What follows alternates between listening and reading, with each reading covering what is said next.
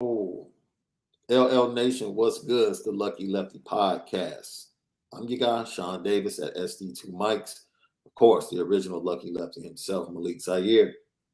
Brought to you by Onora Whisky, OnoraWhisky.com. That premium American whiskey, OnoraWhisky.com. If you drink, make sure that you drink. He left me Responsibly. hanging. He left me No, hanging no, again. no, LL no, Nation. He left no, me no, no, hanging. no. Hey, you gotta drink responsibly out here, especially coming off a Hey, week we like got to this. get these. We got to get these live reads down, bro. They're gonna be worth a lot more. You're right. You're right. You're right. I gotta start thinking like a pro. Hey, it's interesting. Josh Allen this year is getting paid 300,000 a throw. Interesting fact. What is your infatuation with Josh Allen, Infatuation. bro? I'm a quarterback in the world of quarterbacks, and understanding contracts as a quarterback is something that we all want to shoot for, man. It just so happened that's his breakdown that I found out.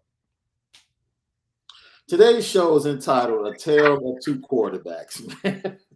So we're gonna talk about the dynamic between Tyler Buckner and Drew Pine, and I've heard. Put it like this: it's been brought to me that there have been conflicting stories about how the um, practices have been going. Some people have reported that Drew has played better. Some people have reported that Tyler has played better. So we'll get into that. We do have a video clip Tyler did. Well, Tyler, along with Drew Pine, along with offensive coordinator Tommy Rees, spoke with the media over the weekend. We'll talk about that. I'm going to go back to some of the Marcus Freeman. Look, I have so many people loved Saturday's show, and they loved how we used Marcus Freeman's clip about practice. Nothing's changing. Marcus Freeman almost cussed, man. The next time I see That's him, right. I'm just gonna like they almost made you cuss in the first press conference, did Yeah, it's like they be trying you almost. Like, don't be asking me that, man. You know what's they? going on. We see people think ESPN should be placed on the petty train. So, and I see a lot of comments about ESPN. Look, man, the benefits are great. That's all I can say, man. I enjoyed my benefits for the 5 years I was there, bro. I got in free everywhere in the world. Any Disney theme park, free. Free. Hotel. Ever since they started taking clips from Ball Sack Sports, I stopped listening to ESPN seriously. All I'm talking about, hey, Mickey treats you very well, dude, as an employee with the benefits. That's all I'm saying, dude. They better, man. They the worldwide The leader. discount airlines, the discount car rentals, 40% off any restaurant inside the park. Yo, life was good. And it hit at the perfect time, bro. I got an opportunity, dude, because my wife and my daughter love Mickey Mouse and anything Disney. I got comp tickets, 4 comp tickets, 4 times a year, bro. I Disney got on Ice? I got winter comp tickets, spring comp tickets, fall comp tickets, and summer comp tickets. I Oh my had goodness. 16 comp tickets, and I'm a nice guy. I'm GC. So I actually gifted my comp tickets. Most cats would have put them up on, Come on. would have put them up I or would thought you love would have added more kids. You end up giving them away. That's all right. That's just as good. And look, a lot of nieces and nephews in my family, man. I got to be a blessing. Got to be a blessing. I could have popped them off for about at least 50 a piece on the Easy. low. It could have been more. Them Disney numbers is going crazy on inflation. Yo, if you've never, well, the best time to go is during the Christmas spectacular. For those of you that have small kids and you want to take them to Disney, the best time to take them is for the Christmas spectacular, which is basically a 2 week run leading up to New Year's, if I'm not mistaken. I think to get in the park around that time is something around $40 for the kids. It's a crazy discount. But the best part is, bro, they have warm hot chocolate and free cookies throughout the park. All day.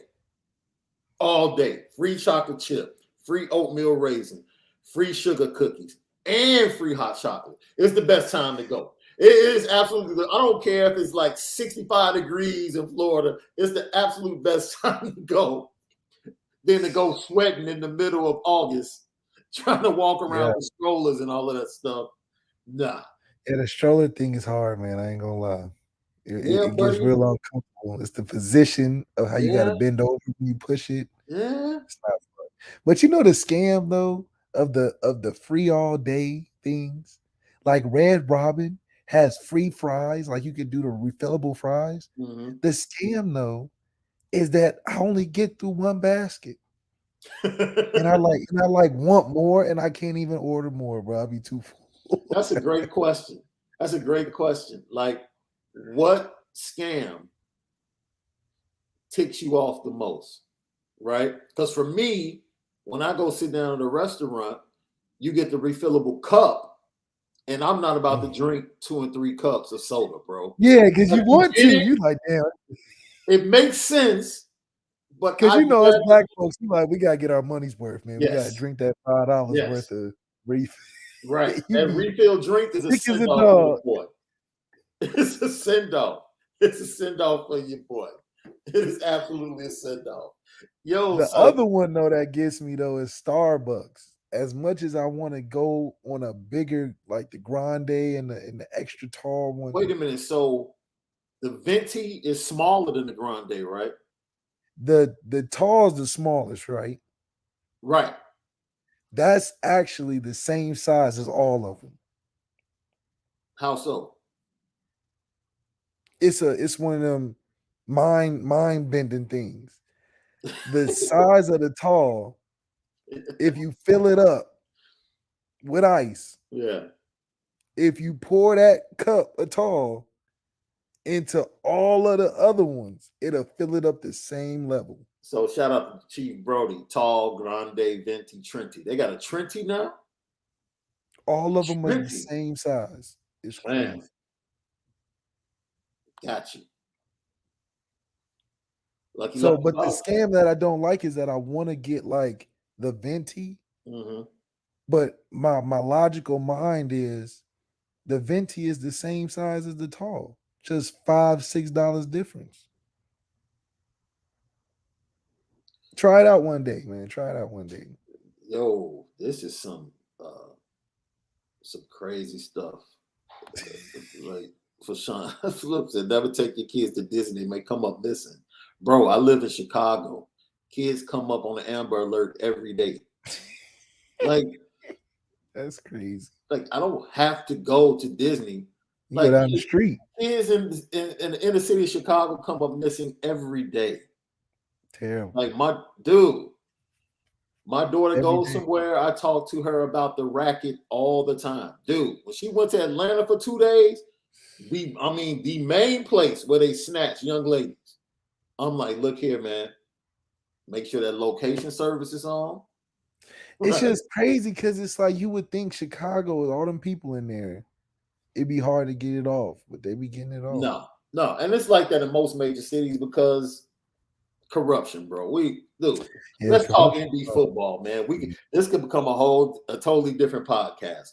Let's jump into the recruiting this weekend. We kind of teased it a little bit. 4 in 4 days, right? Yesterday, 2024 4-star offensive lineman Peter Jones committed to Notre Dame. I mean, look, at this point, of course, a fan hits me up on social media on Friday. I'm worried about Keon Keeley. I'm worried about Peyton Bowen. And if we lose them, we're going to end up 6th in the rankings. I said, well, it's simple mathematics. And if you look at the numbers of the rankings, Notre Dame is so far out in front of the 5th and 6th teams that even if they lost Bowen and Keeley, and continue to get 4 stars, which they will, they would still end up 3rd or 4th in the rankings. So it's like, first of all, relax and let things play out. And you got to worry about that 24 class because it might be better. Because look, Alabama did everything, including their recruits. Alabama did everything to get Keon Keeley to decommit. Everything. We're a week out, and he didn't. He didn't. Relax. Peyton Bowen, he's doing his own thing, man. Him and his brother, they like the Mace and Puff of recruiting, dude. They're just doing the whole been around the world video. That's right. that's exactly what they're doing. They're enjoying themselves. And Mama Bowen is in tow. And yo, that's about it. So we still have Jeremiah Love and Ronan Hannafin.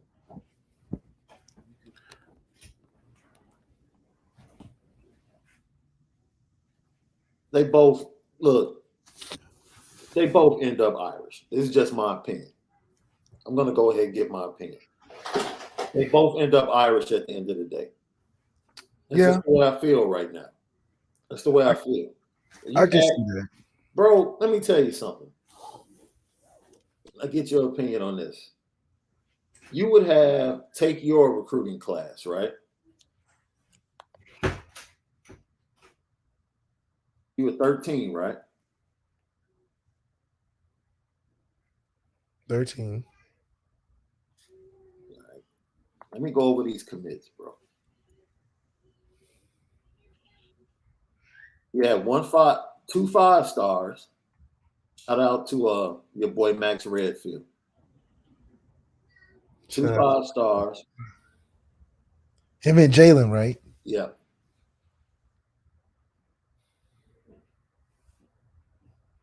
Wouldn't Greg Bryan a 5-star? No. No, not according. I'm looking at 247. According to 247, no, he was not.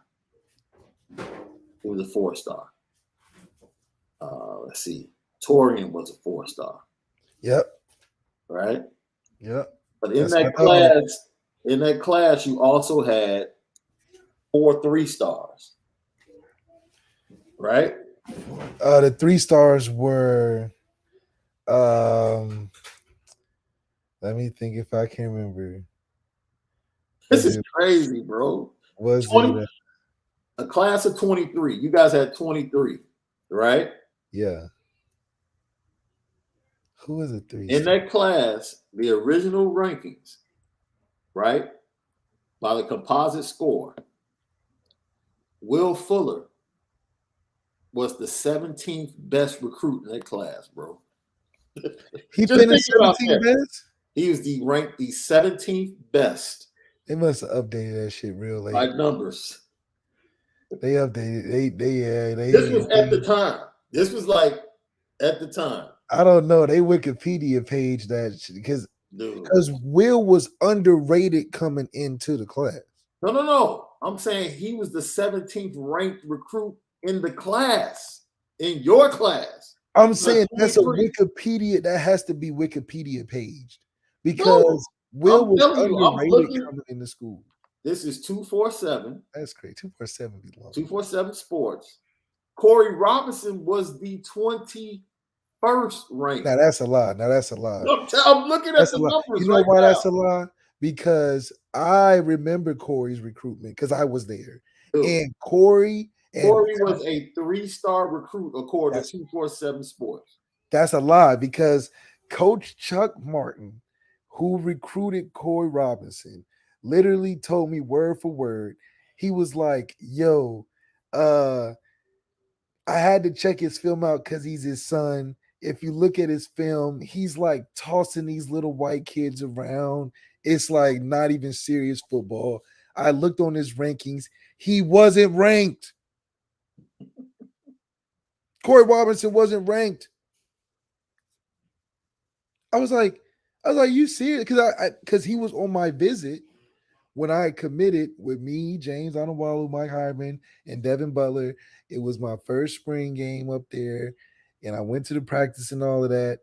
And Corey Robinson was there with his dad, and I asked Coach Martin about Corey Robinson's recruitment, and they said that Corey wasn't even rated. He was only getting looked at by his dad's school, which was Army, No. right? I think you're missing what I'm saying. Out of the 23 kids that committed to Notre Dame in that class, he was ranked at the bottom of out of all of the kids that committed. Him and Will. Oh, yeah. They were Okay. ranked at not the full class. They were ranked at the bottom. Oh, with the yeah. mix, Very true. Yes. right? Yes. You were ranked sixth. Yes. Sixth best commit in that class, right? Jalen and Max were 1, 2. Greg was 3. Hunter Bivin was 4. Torian Folsom was 5. Steve Elmer was 6. And then it was you. Yeah, we had a class that year. Which is crazy because Mike McGlinchey was ranked after you. Mike. I thought Mike was gonna be a tight end. I ain't gonna lie, because Mike got great feet work. But the point we're trying to get to is Marcus Freeman. I mentioned the 3 stars, and this is what Notre Dame would have. Like, you guys would have really top-heavy classes, right? You would get 1 or 2 5 stars, and then you would load up on the 4 stars. But then to fill out the class, it would be like 4 to 5 3 stars. Yeah, right. Okay. Who was that? Notre Dame under Marcus Freeman? Nah. All our kids recruited got blue check marks. Man, 4 5 stars, top 150. This was pointed out to me over the weekend. Literally in the 23 class, they have recruited right now, commitments. They have starting offensive units and starting defensive units right now with their 2023 recruits. Like, they can go practice right now with their 23 recruits. Oh, 100%. It's crazy. That's the job they've done. I think we're going to be one of the teams that's top in the country that has a lot of young guys out there, freshmen, true freshmen, red shirt sophomores. Excuse me, it's minus the quarterback. I just want to add that. They're going to get a quarterback, but minus the quarterback. And shoot, I just think that the direction of it being a younger team with very elite veterans is the trend that you want. You want to have a young, stable foundation that is talented, and then the elite draftable guys at the top that are on their way out.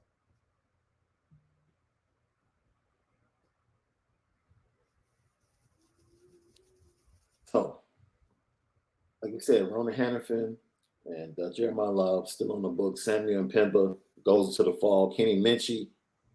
It's a dead period now, right? So they made contact, weren't able to really get him in before the dead period. And then once September 1st hits, now you can start playing. Kenny Minchie will be on campus, bro. Yeah. He's coming to a game. Yeah. He's coming to a game day. Sure. He's coming to a game day. His mom is locked in to what Notre Dame fans are saying. We get the mamas. Yeah. And look, we recruit mamas better than anybody. Yeah. I'll put Saban over on that. I'll take us over Saban. No. Did you see the 23 moms poster? I didn't. That Notre Dame made over the weekend of all the mothers of the commits. Yes, they have a poster. That's what they put out. What? Yes. Yeah, man. They have like an entire crew, like the 23 moms. It's like it's a thing. It should. I don't know if that should be a thing. Yeah, it's a thing. I'm just saying, man. Whatever floats your boat, whatever pushes, the narrative or the story of the program, I'm all for it. But see, post-game sports, Freeling. I'm assuming you're talking about Monroe Freeling. There's nothing to talk about. There's nothing to talk about. Like I don't. They have 5 offensive linemen in the class. I haven't heard that they're still talking with Monroe Freeman, and unless he comes to a game, it is what it is. Yeah, the thing is, we're at the point where we're not pressed. You know what I mean? We're in a nice closing position, I believe, where we're sitting in the executive boardroom, chalking it up, man. We feeling good about our progress and where we feel like we can close that. And I think holding on to a guy like Keon and Peyton would would be almost the finishing touches on what this recruiting process has been for this first class and how much of an impact Marcus Freeman has had on it, because his retention on the best of the best in his first year, I mean, he hadn't even, to be honest, he ain't proved nothing to these recruits as a head coach. Right. None of these recruits that are coming in gonna be like, I mean, he the winningest coach of all time. I mean, how you not say it's his first year? So for him to hold on to guys like a Keon Keeley and a Peyton Bowen to me, it's like how Dion has held on to Travis Hunter. Yeah.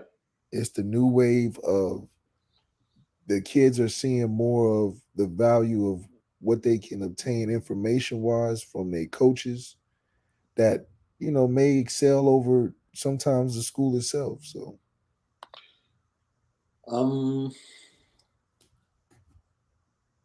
yeah, we pretty much touched everybody from a recruiting standpoint. I think the Kenny Minchie thing is going to continue. I think there's interest on both sides. And Ricky Collins, I don't think Notre Dame really, I don't think they're going to move on Ricky Collins. Maybe if Minchie doesn't play out in their favor, Ricky Collins might be in, the decommit, the Purdue decommit at quarterback. Maybe they move on him, but if not, they'll find a quarterback in the fall to get into the class. I fully believe the quarterback will be, even if they end up flipping somebody, the quarterback will be a good quarterback. I stand by that. So,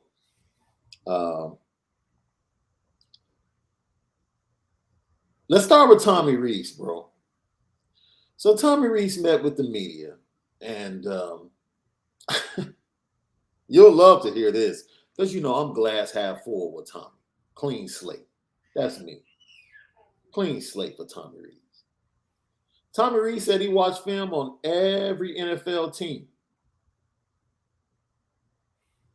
looking for nuances and plays that he can add to the Notre Dame offense. I hope he didn't watch. Please, I hope he didn't watch any Chicago Bears offense. Like under Matt Nagy. Oh no, please don't. Matt Nagy, I was calling Matt Nagy a genius when he had Mitch Trubisky. I did not. And there's no way you ever thought I was a Mitch Trubisky fan. Whenever he had his little streak, people was like, "Oh, this is a great relationship, Matt." And he just no.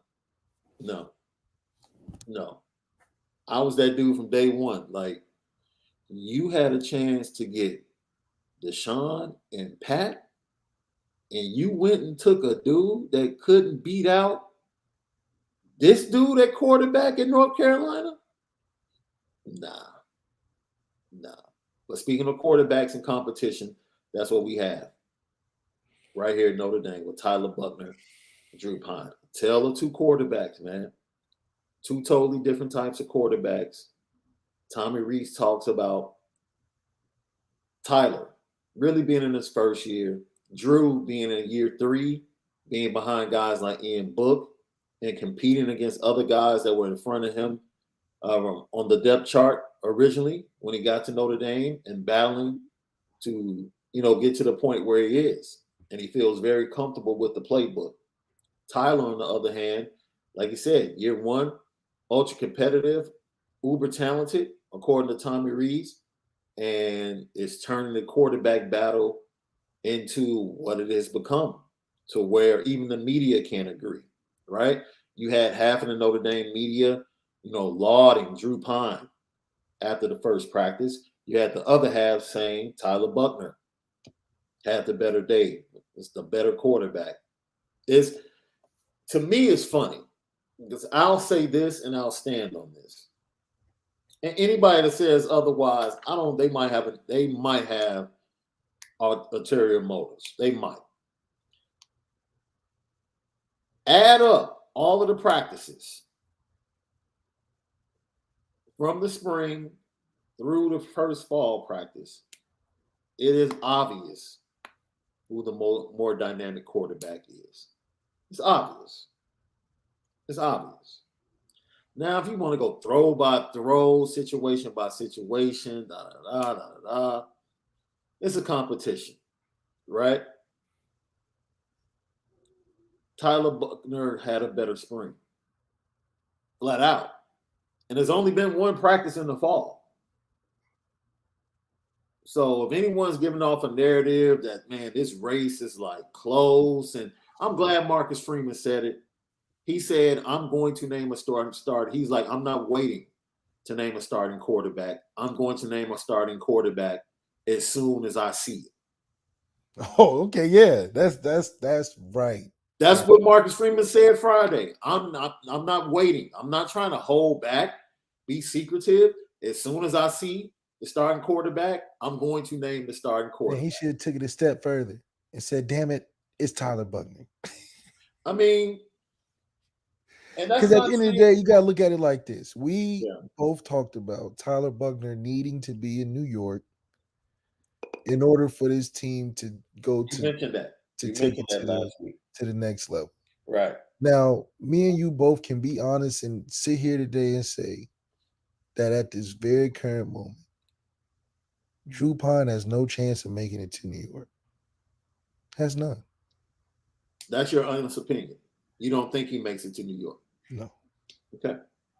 Now, I also have to relate this to, is Bryce Young or CJ Stroud going through a quarterback competition right now?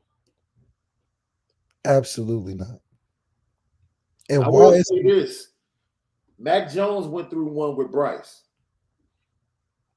as a true freshman. Why I think it's important at this juncture is because those are the best two right now. So the focus is 100%. That's the focus that Tyler Buckner needs going into not only a first game when we're playing the CJ Stroud, but the focus to last the entire season, having the confidence that he's the guy.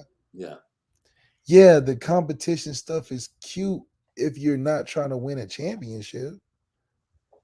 When's the last time that worked where they're competing to the very end and then they take it and be, oh, well, this is our guy. Like, I don't think Clemson is having a serious quarterback battle. I think they look at it like DJ is going to run his course, and at whatever point K going to be ready, we're going to throw him in there, which in my opinion is kind of natural. But dramatizing that we're having a 50-50 battle is not making no positive gains for either one of the quarterbacks. Because their goal right now is each other. Their goal should be on the team and damn near week one. And that's our playoff game. We're playing a week one playoff game. Let's just facts. It's always like that for Notre Dame. We don't have a conference championship game. This is our conference. Big time regular season games are de facto playoff games for Notre Dame. Always. So this is like getting ready for a Fiesta Bowl. You know, these 2 weeks, you damn near need to be ready to roll. Yeah. Because your season can end real quick. Yeah. We seen it end with Cincinnati, where Cincinnati was just holding it over our head all damn year. It was just and we knew Cincinnati was going to win every week. We looking like, oh, they're going to win another one. They playing Middle Mississippi Community College. They playing Tulsa. They playing Tulane. Yeah. They playing Houston. They're playing, And we playing close games, got to scratch his claw and knowing we'll never surpass them because of that one loss in October. Yeah. So we don't have to mince our words when we say this is everything, our first game.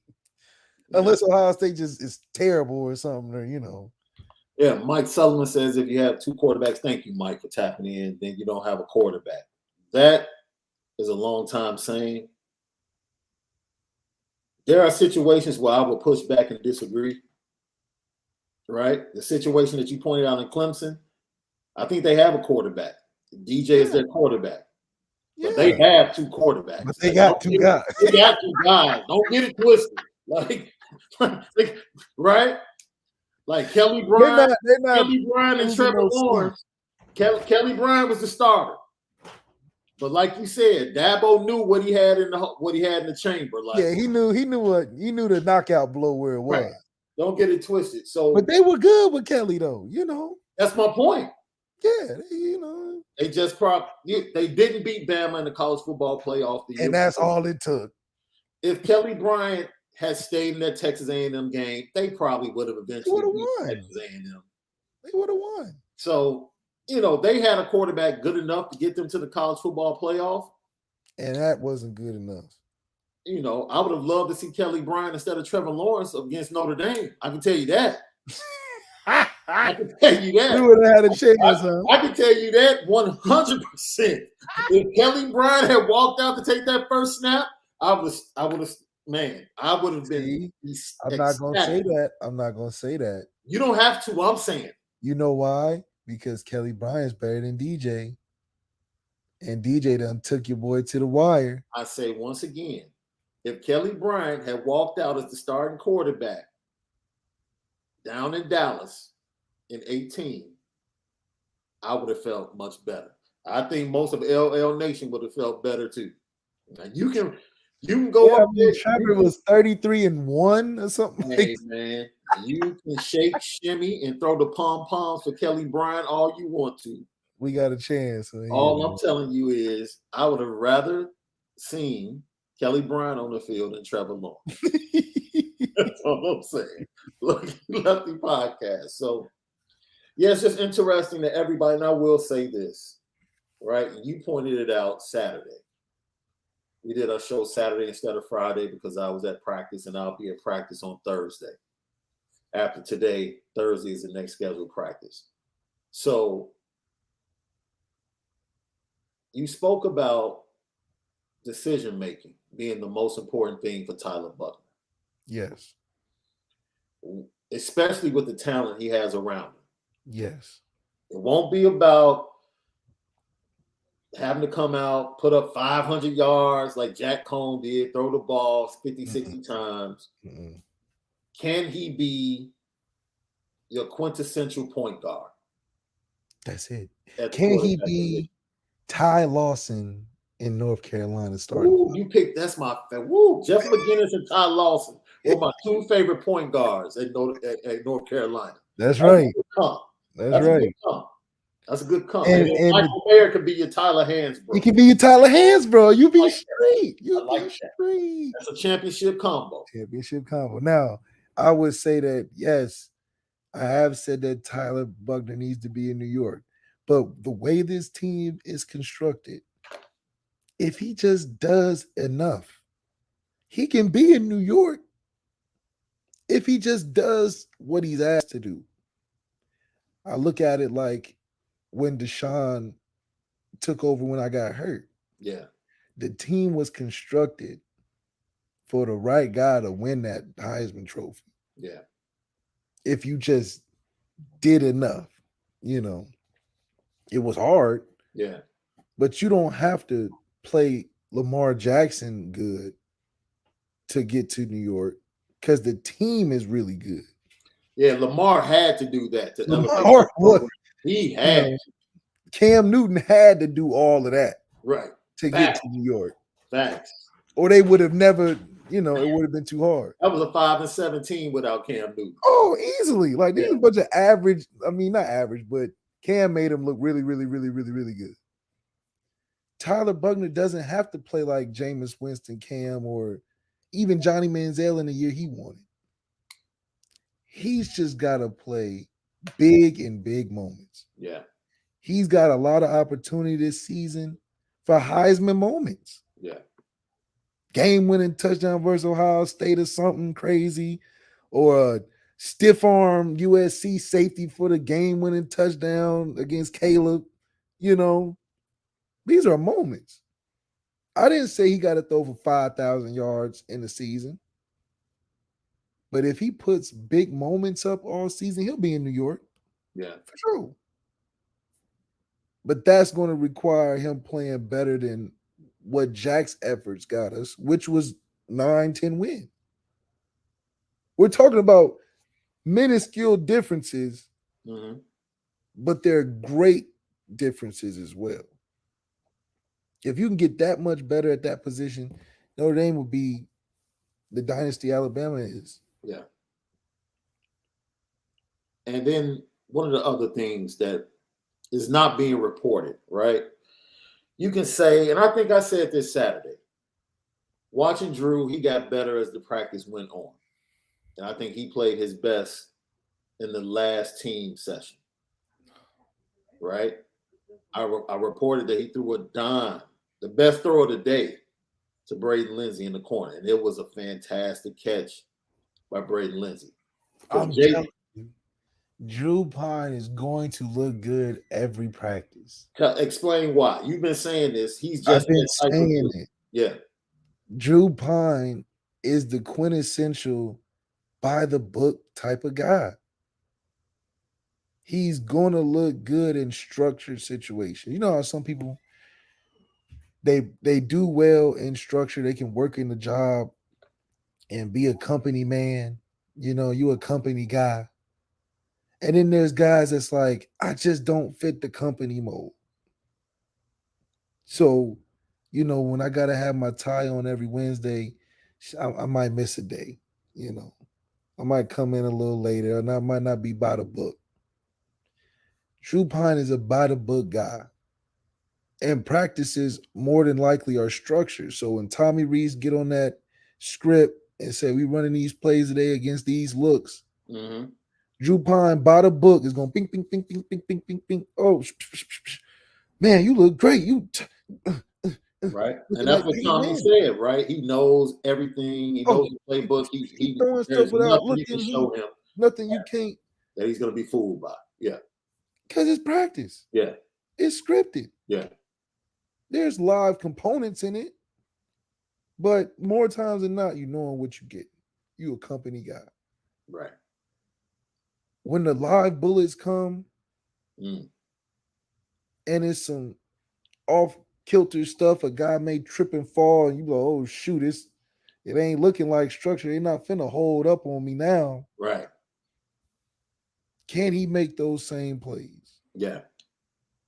That's where Tyler Buckner factor comes in for me. Yeah. I'm not gonna ever think that Tyler Buckner is gonna outshine Drew with the amount of experience Drew has right now with Tommy in a who can look better in practice. Right. I think Drew's just gonna naturally, if it was trying to be like who's gonna go play, Drew would keep this up all year. Right. Right. No different than Jimmy Garoppolo. Jimmy Garoppolo would probably keep it up all year with Trey Lance and make it difficult if they're trying to really be fair about it. Right. But this isn't a fair thing. Right. Pick the guy that's going to make big moments happen and don't mince the words, you know. Said don't mince the words. If we was Nebraska, Drew Pine would start. Because I know I can consistently get you 8 or 9 wins. Because he's by the book. And that's fine. Jack Cohn was by the book. Frost in Nebraska, man. Huh? Oh, I just that was a team I was watching earlier. I was watching Adrian Martinez. I think he's gonna be all right this year. He's gonna be all right, man. I won't even ask. Lucky Lefty podcast. So one of the things I would like to point out, because some people were asking, like, why is it this discrepancy with, you know, people that attended the practice for different publications? Look, some people are looking for certain things, some people are not. I know when Notre Dame gets into the red zone, right? Look, for me, if you get into the red zone and I'm a defense, I have to have somebody spying Tyler Buckner. Somebody has to be accountable for Tyler Buckner. Because he liable to get out of there. He's live, right? If I'm in practice and I see Tyler Buckner in a red jersey,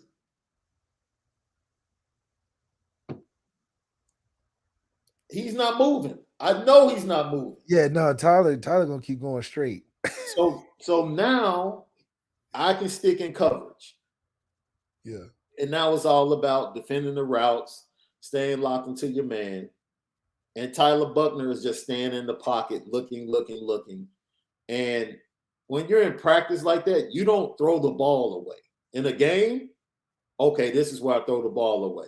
In practice, man, let me just throw it up and give my receiver a chance. Incompletion or not, right? So if you want to say Drew Pine had quicker reads and went to this receiver quicker, and Tyler was looking for or locked on to Michael Mayer or was looking for Lorenzo and didn't get to his next progression or whatever. Tyler Buckner's progression is 1-2, I'm out. And damn near one in my mouth. Damn near 1-2, one in my mouth. I'm out. Until he Ohio progresses. State, it's one and I'm out. Until he progresses to the next stage. And that's fine. And that's fine. Because Tommy Rees gonna call a play that's like, look, we hit this post route, we straight. Yes. Or if not, run around. Yes. I mean, look, no, it's college. You know, so all I'm saying is you're asking Tyler Buckner not to be himself when it's a red zone drill and he has a red jersey on. Oh, yeah. And that goes to your point. That goes to your point. He's a gamer. He's the kid that comes in and feels like I'm the best player on the field. Don't stretch for real. He come in, have his one shoe tied. Right. I don't care what I did in practice this week. Throw 50 picks in practice. I don't care if you scripted me for only 5 plays. I'm about to run these 5 plays like I'm playing a video game until they stop it. Like if you can't stop these 5 plays, we're gonna keep running these 5 plays. Yeah, in the first half against Virginia Tech could not stop the 5 plays. And they just kept running them over and over and over again until they went into the locker room and said, okay, they gonna keep running this. We can't man up against this dude. No. We can't man up on these receivers against this dude. We're going to have coverages where we look man and we're really dropping zone. And that's where the pick 6 came from in the third quarter. Because he was used to the look. They made it look man. And when he thought it was man, the DB came under playing zone and picked it off. That is, it's really, you know, it's easy to see. Like Tyler Buckner does not have to do too much because of the talent around him, but also he's going to be better. He's going to be able to recognize some things that caught him slipping last year. Yeah. And that goes to the decision making. If he makes good decisions, Tyler Buckner is going to put up stats. Yes. And he's going to make plays. And if he makes plays, Notre Dame is going to be in great position in most games, including big games, to win those games. Can he get to New York? Look, there's already 2 quarterbacks in front of him. Yeah, like was it 4-5 people can go? He can be the other 3. Will Anderson is going to get the sympathetic vote because he should have been there last year. Will Anderson, so it's really 2 spots. The 3 that we know. 1 spot. It's usually 4 based upon the voting. Oh, okay. If it's well, shoot, he got to compete with Spencer because Spencer going. You have to get a certain amount of votes to get invited. Damn, okay, so it's between him, Spencer, and Caleb. Pretty much. If he beat CJ and beat Caleb, Tyler can go. But Caleb's going to put up yards in the Pac-12. He's going to put up yards. All Tyler got to do is beat him. We know Caleb going to Kevin Durant his way through the Pac-12. If Tyler wins games, he's a quarterback in Notre Dame. That's what I'm saying. He just got to beat CJ and Caleb, and he's straight. Yes. And in those 2 wins, he got to have some plays where you're like, damn, okay. And a Heisman moment in both of them games, you straight. Dude. That's not saying 5,000 yards. That's saying playing good when it matters. Dude, Ian Book got Heisman votes. Ian Book played well That's what throughout the whole season. But I'm just saying, Ian Book got Heisman votes. If you are the quarterback of Notre Dame, I got Heisman votes. Shit. You're going to get a look. You're going to get a look. You're going to get a look. And if Notre Dame is undefeated and they have beaten, because look, Notre Dame is not beating Ohio State, USC, and Clemson with Tyler Buchner playing bad. Yeah, no. It just don't go together. That's not an equation that goes together. So if we get to the end of the season and Notre Dame is undefeated, Tyler Buchner has played well. And if Tyler Buchner plays well, he's as the quarterback of Notre Dame, because you can't keep him out. Like it's far-fetched that he will make it to New York. If he got to win 3 games. This is what kills me about fans and media. You know, I understand that I have no control. Like I can prognosticate, give my opinion, give my prediction.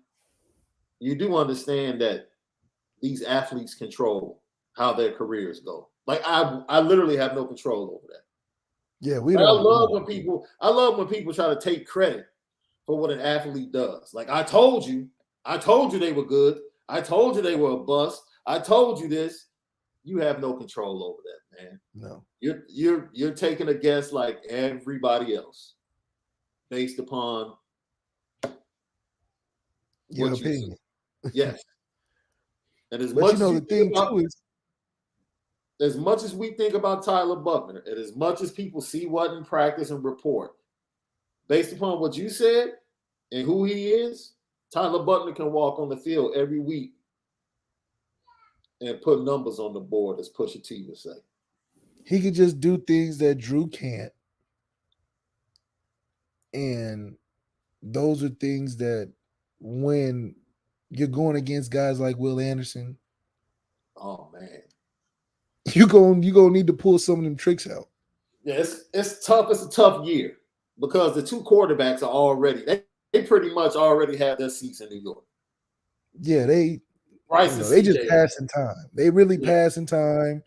They getting their suits right for the red carpet. Absolutely. They probably already talking to the Texans and probably Jacksonville. I don't know if we're gonna be nice this year, but right.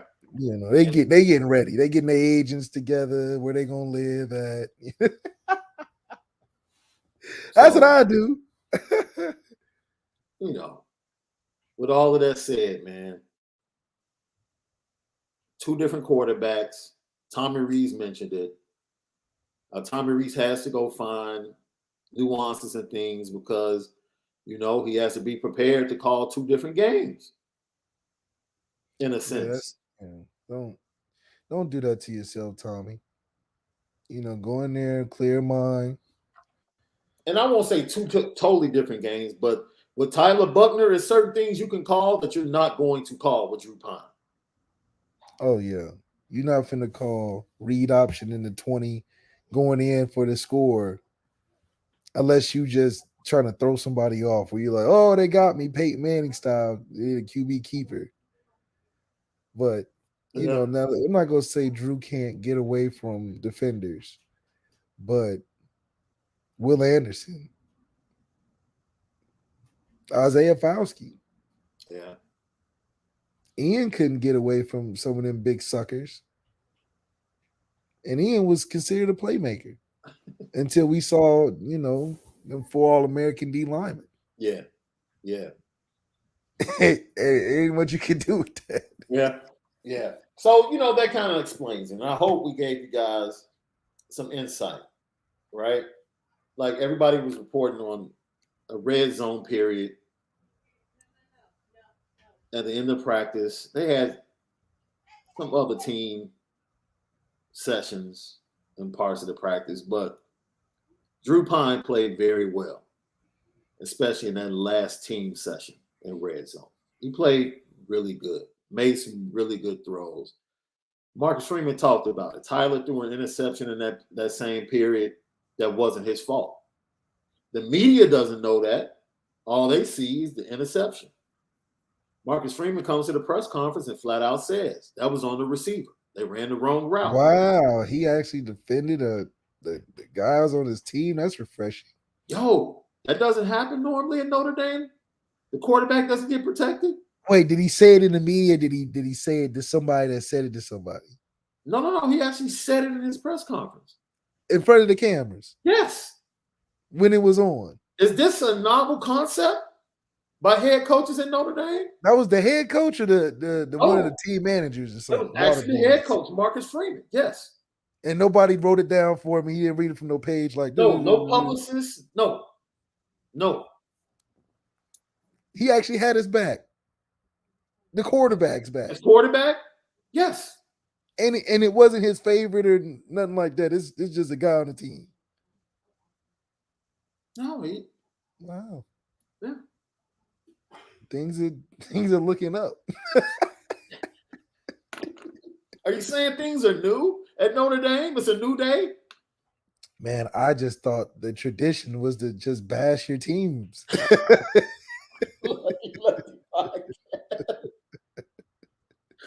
Brought to you by Onora Whisky and NoraWhisky.com, that premium American whiskey, NoraWhisky.com. And if you drink, make sure that you indeed drink responsibly.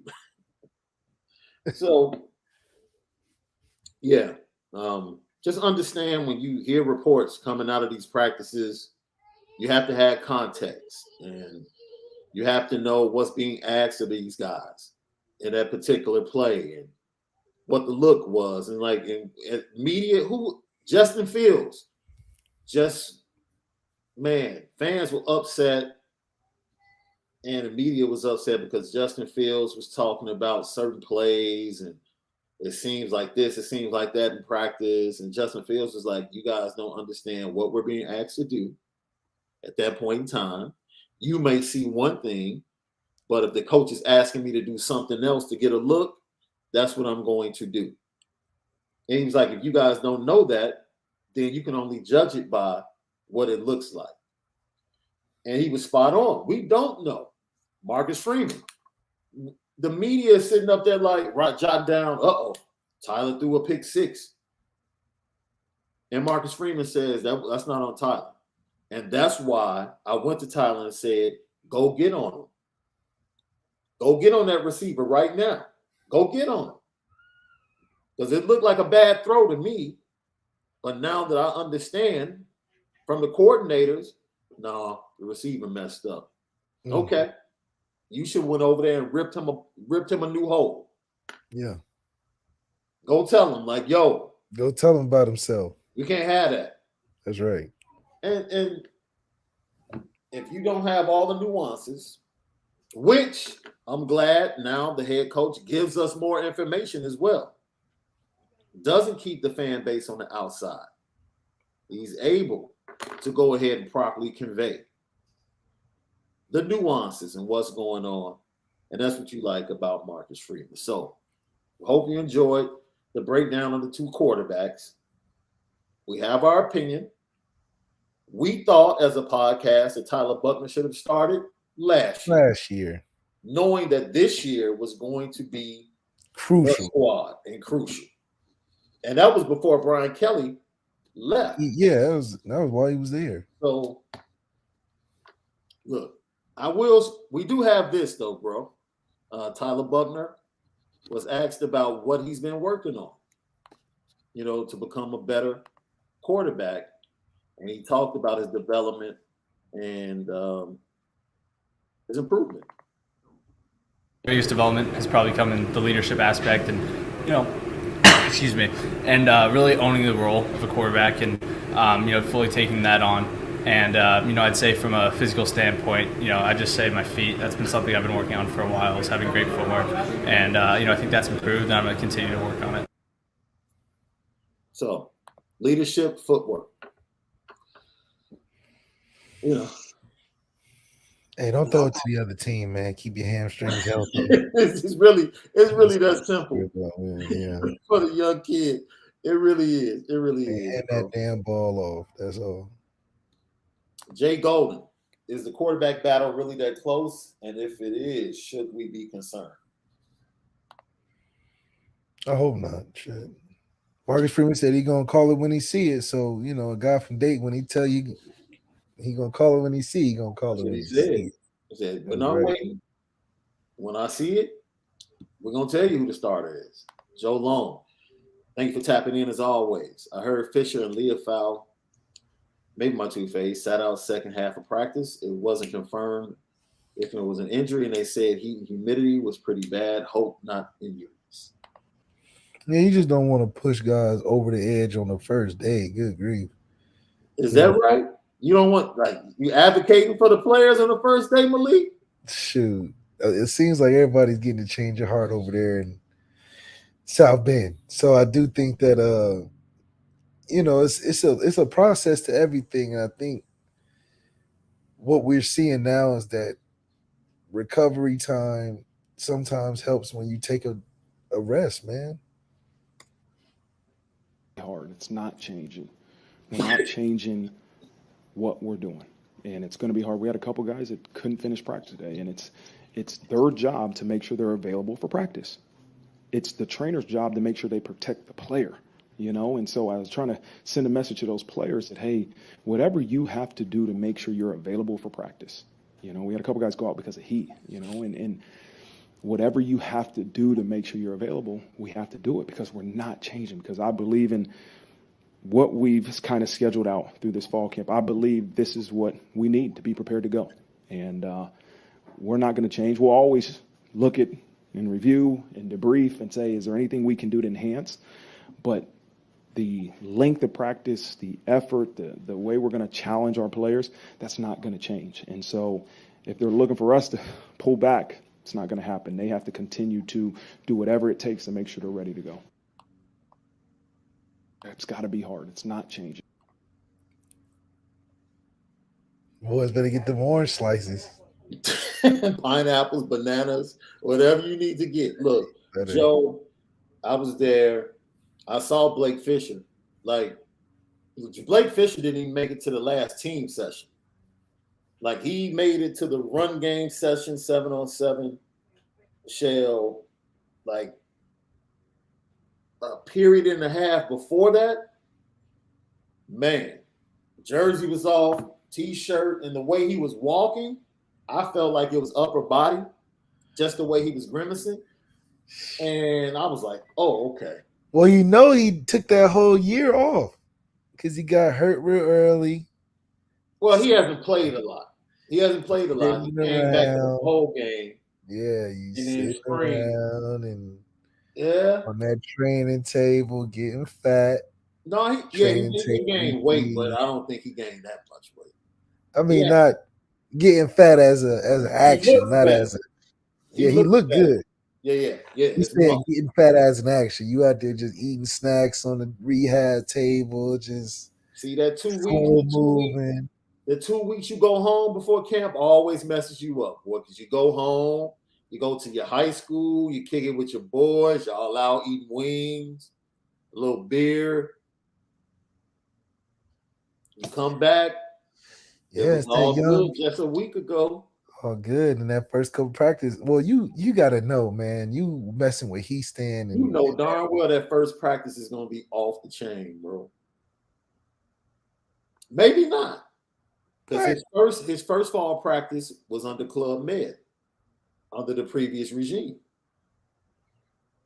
So really, everybody on the roster had not experienced a fall practice under Marcus Freeman. That's true. No one had experienced that. Marcus Freeman has something for that ass. He said, "Yeah, I did all the fun stuff, but this program got to go in place." I think we don't have a problem. We don't mind promoting other people. You can go watch the highlights from the first 2 practices. I believe Irish Illustrated and some other publications have them going through drills. Look, man. And I told you about the run game drill where he got winded. It was like run the play, get up, run to the other hash, run the play, get up, get out. Next group in. Run the play, get up, run to the other hash, run the play, get up, next group in. See, Marcus Freeman bringing in those JUCO tactics of like over and over. It was over and over and over again. So yeah, by the time he got done with the run game reps, it was like, dude, this is different. This is different. I watched another drill from the second day of practice. Like Al Washington had a D lineman. I've never seen this. Like I've seen D linemen in line. They run their, pass rush, whatever, get around. They go to the back of the line. Al Washington had 5 garbage cans lined up, bro. Hike, make your move, go to the next garbage can, get down in your stance. Hike, make your move, 5 straight times, bro. I was like, okay, this is different. This is different. I don't know how it's going to translate on the field, but they learned in the first 2 days, and I think that's what Marcus Freeman is saying. I'm letting them know it's not the same. It's not the same. This is not how we're going to win games. This is how we're going to win games. Doing this right here.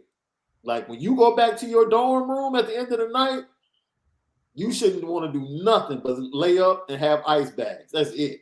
That's right. You ain't going out kicking it. No one's on campus yet. Go and recover and get ready for practice the next day. That's it. That's your life. That's and your life. Notre Dame guys, the fortunate thing about them, it doesn't take much for those guys to get locked in. Yeah.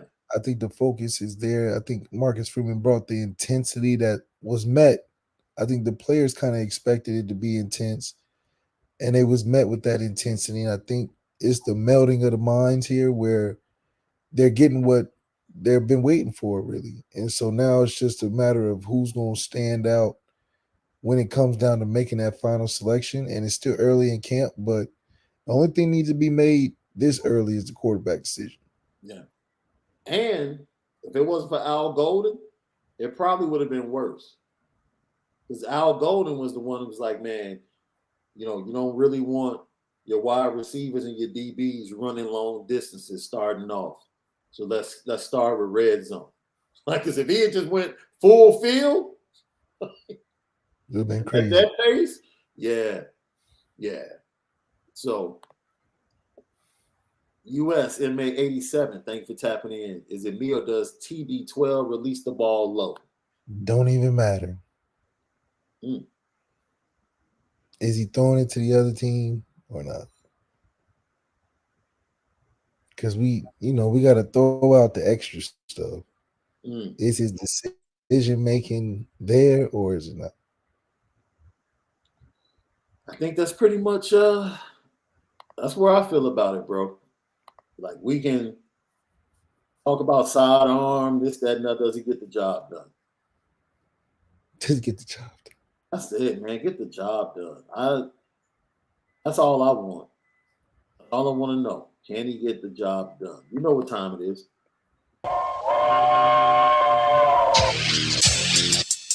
Petticoat.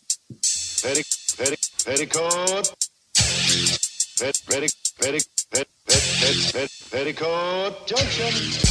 It's time to get petty. Oh, we did a good job executing. Are you upset with something? And fire up the Petticoat Junction train. I just don't like you. You don't? No. What is today's petty historic? Petty Junction.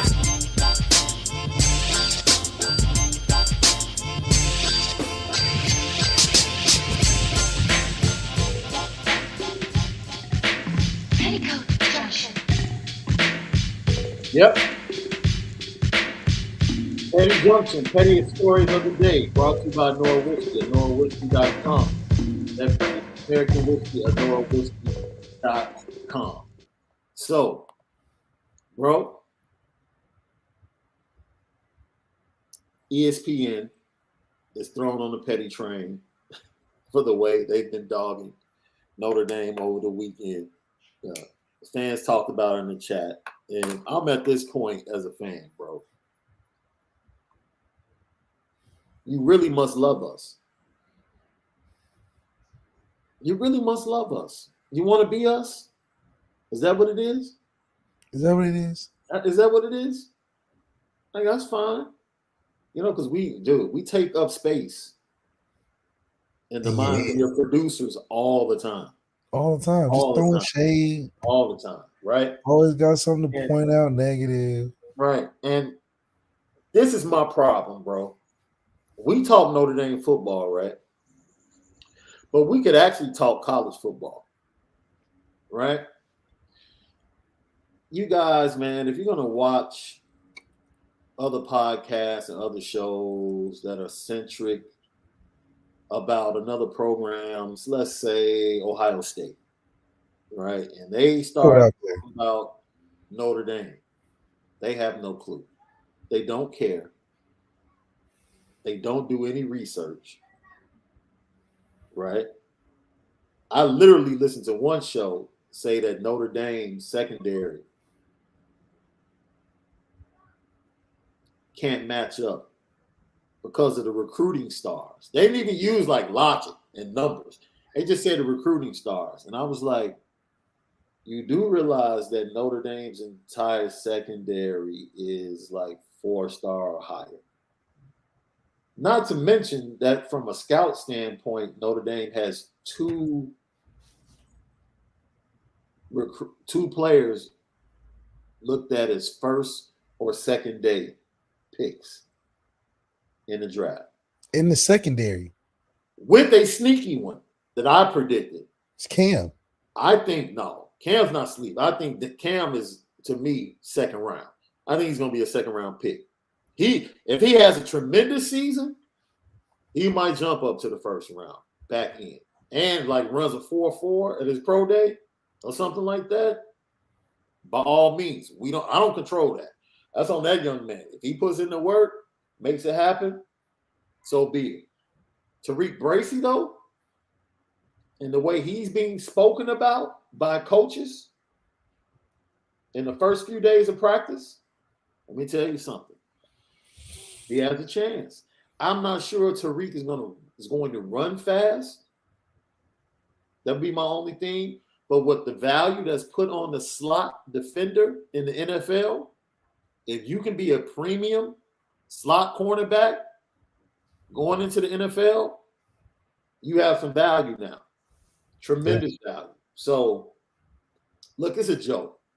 And it's obvious. They don't take the time to really go look at any other teams besides the team that they report on. They don't. They just don't.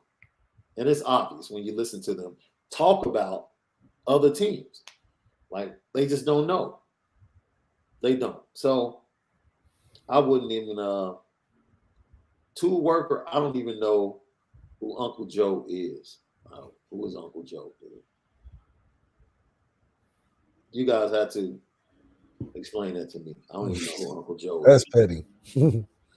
I hope it's not racial, but I have no idea who Uncle Joe is.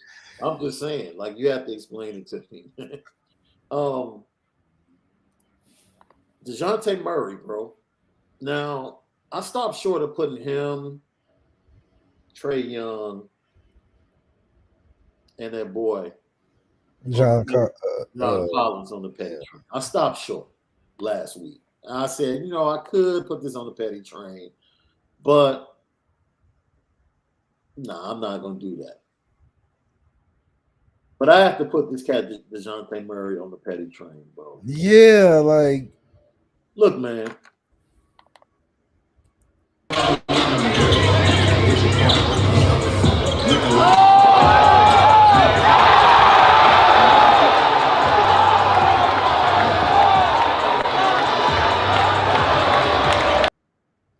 Look, and then the stare down. You didn't have to do that to Paulo, man. You did not have to do that to Paulo Banchero, bro. At the Pro-Am. That is petty. Like, you all, man, it's like they're going out looking for viral clips now, bro, in these pro-ams. Like, but this is the one thing. Dude, it's a pro-am. No one calls travel in a pro-am. Like, nobody, like, fans don't even care. They just want to see something exciting and one type. They don't care. And I have to see. I have to look at it again. Because if he established his pivot foot and threw it off the glass like a shot, it's debatable. But, yeah, that was super petty to do the number 1 overall pick. And according to reports, he said something to him while they were playing. Like, man, you already let the league change you. I'm like, ugh. Oh, I got it. You're right. Thank you. Because I was unclear. You're right. Uncle Joe was on the show, Petticoat Junction. Hey, GC immediately was like, it ain't racial, is it? No. I'm just saying, man. You know, people try to crack jokes, man. You know, and I didn't mean racial. Yeah.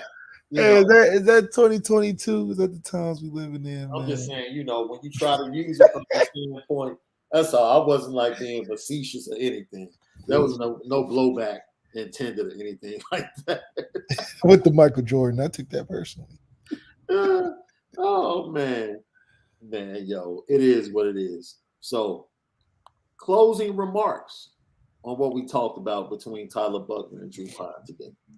TB, make that job work, man. Go in there and make Marcus Freeman see what he got to see. That's all, so we can move forward and get ready.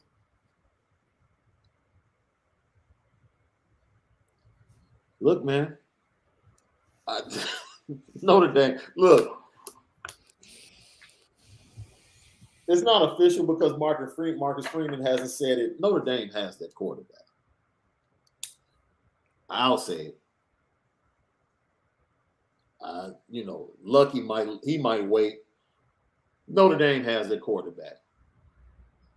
I've seen spring practices. I saw one practice in the fall. I hear the buzz coming from in the building and how they feel about Tyler. Just my opinion. Notre Dame has a quarterback. So, no, tool worker, we're good. We're good. You know, I just didn't know. And I'm the type of cat, when I don't know, I ask. I might ask a question like, yo, what's that? You know, like I said, I wasn't being facetious at all. I wasn't about to be spitting flames back at you either way. So, man, it's all good. But don't forget, hit the share button, hit the like button. Most of all, smash it. And that notification bell, it'll let you know anytime we go live or drop content. And, just so everyone knows, the information we had to give, we're waiting for things to become more concrete. And as soon as I promise you, as soon as we find out, we're going to hop on live and let you know. So for the original Lefty Malik, and overtime Malik Zaire 8, I'm Shaun Davis at SD2 Mics. I hope you enjoyed the show. We'll be back tomorrow for another episode of the Lucky Lefty podcast. Remember, no more practices until Thursday. I'll be there, so more than likely we'll have a Thursday evening show. We'll keep you abreast. But we'll see you tomorrow for another episode of Lucky Lefty podcast. Most of all, spin it different. Have a great day.